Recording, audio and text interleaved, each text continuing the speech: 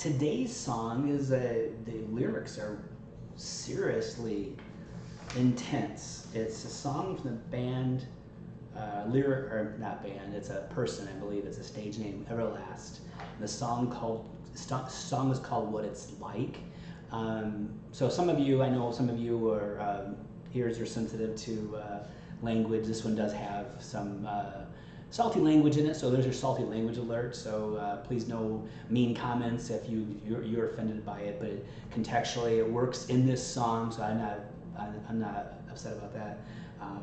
Anyway, this is a good song, and it's going to give us opportunity to speak about some really difficult subjects. So we'll do our best to go through the song fully with very minimal breaks. Hopefully not get blocked, because that happens a lot if you don't take breaks, and then we will discuss lyrics at the end.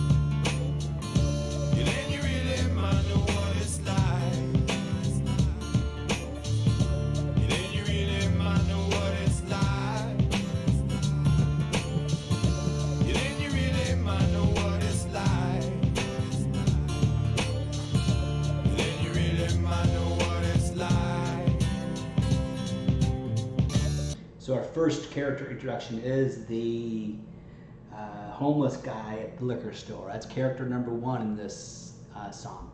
Mary got pregnant from a kid named Tom, said he was in love. Then you really might know what it's like. Mary got pregnant from a kid named Tom, said he was in love. Said, don't worry about a thing, baby doll, I'm the man you've been dreaming of. Later he said he won't date or return her call. And she swear goddamn if find that man cutting off his balls. And then she heads for the clinic and she gets some static walking through the door. They call her a killer and they call her a sinner and they call her a whore. God forbid you ever had to walk a mile in her shoes. Say you really might know what it's like to have to choose. Then you really might know what it's like. Then you really might know what it's like. Then you really might know what it's like. Then you really might know what it's like. Second character, Mary, pregnant by Tom. So we have a homeless guy and we have Mary, young girl who's pregnant, and Tom was a deadbeat. Rich man beg, seen a good man sin. Then you really might know what it's like.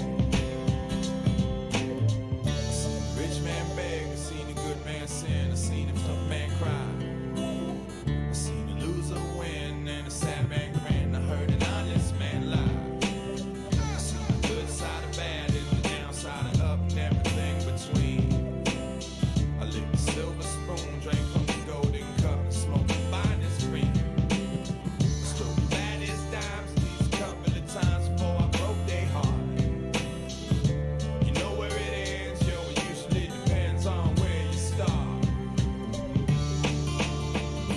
This is a weird comment, but I've never seen the character who played Mary in anything else before. But I'm telling you, her facial expressions are fantastic.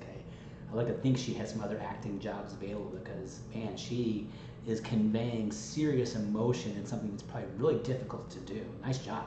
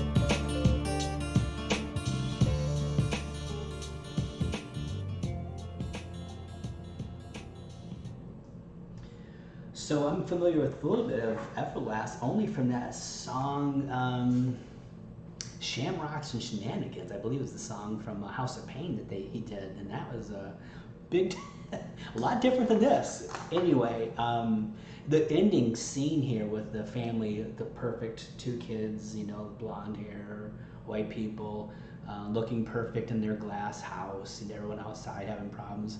Come on, let's realize everyone has problems, and some problems are more severe than others. But typically, when we're on our own problems, you know, we think that's the most important problem out there, and it is because it's our problem. Anyway, this is a lyrical masterpiece. Eric Schrody, I don't know if that's Everlast or not, but fantastic lyrics. So let's get a couple things going here. I think a lot of this, the overarching theme of this song is don't judge. And that scripture, Matthew 7:1, has kicked John 3:16 out as the most important and popular scripture available to people who aren't Christians. And that scripture says, judge not lest ye be judged. So people like to truncate that and just say, judge not. Well, Jesus is warning us, saying, you know what? If you judge, you're going to be judged. With the measure you use, you measure back to you. So be cautious, my interpretation, be cautious in how you judge. Now, it's challenging because, you know what? People do stupid things all the time. And we make judgment calls all the time. Does it make it right? No, but we do it anyway. So let's get into this. Our first character in here is the homeless man at the liquor store begging for change. So here's some of these I'm talking primarily to Christians, which probably not a lot that watch this video. But if you're watching this video and you're not a Christian, you become a Christian, listen back. And if you are a Christian, thank you for listening. Anywho, each one of these people were created in this story, right? Each one of these people, homeless guy, Mary, and Max, were all created in the image of God, Imago Dei. Right? They are created in his image, irrespective of what they do that you may or may not agree with. And what we agree with doesn't matter a whole lot anyways. It matters what God thinks, right? And sometimes we have a tendency to drift into the area of God's work when we should just, you know, not. Anyway, so this guy, when you see people who are begging, and this was me. I'm obviously not perfect now, but and mine was more of a convenience thing because I, you know, would take the train to work every day pre-COVID. I worked in the Loop in Chicago, and I would train station, and then constantly I would see several different people, homeless people, or just professional people who beg professionally, who that's their job basically, and mine was just like headphones in, looking down. I just want to get to work and work. And then I began changing that where I don't know what it was. I came across like someone had given me some like dollar coins, you know, because a lot of times the coins are good for people who are, because they can rattle the coin for, you know, for receiving donations. And I got to the point where I thought, you know what, this person is made in the likeness and image of God, and I'm just going to give them something every day. And I had people I gave to, and some people I didn't. And it wasn't like there's a comedian that he was giving money to somebody, and his friends like, you know, they're just going to buy drugs and alcohol with that. And he's like, what do you think I was going to do with it? Anyway, it doesn't matter.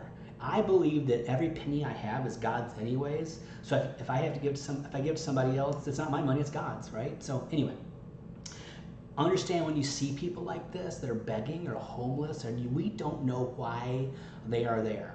And everybody has a backstory. And to think about how difficult life must have been to get to that point, most of us can't even imagine. And so don't be so self-righteous, don't be so difficult. If you can't give something, then don't. If you can, do. This is not rocket surgery. This is not rocket surgery.